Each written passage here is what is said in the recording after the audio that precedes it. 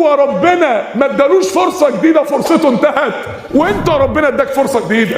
اي حد ممكن يموت في لحظه يا جماعه، اي حد ممكن في لحظه يموت. في المستشفى عندنا في المنصوره دخل 2 عيانين في الاستقبال في لحظه واحده. ال2 كان كل واحد منهم واخد جرعه مخدرات زايده، وال2 اول ما دخلوا المستشفى حصل لهم توقف في نبض القلب. القلب وقف بتاع ال2. القلب وقف ده يعني بيتعمل لهم بقى شويه انعاش للقلب، يا اما يرجع تاني يا اما خلاص مات العيان، مات. ال2 دخلوا على اوضه الافاقه واتبذل معاهم مجهود جبار.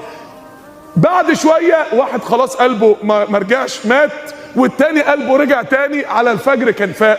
فواحد من اصحابنا وقف جنبه فبيقول له انت عارف اللي كان داخل جنبك ده كان داخل في ايه؟ فبيقول له داخل في ايه؟ قال له داخل في جرعه مخدرات زايده زيك، وقلبه وقف زيك، ولكن مات.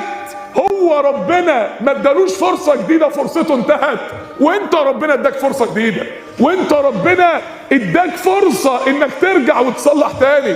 ال2 داخلين بنفس التعب، ال2 داخلين نفس المستشفى، نفس الاسم، نفس المشكله المرضيه، نفس الدكاتره، وده مات وده عاش.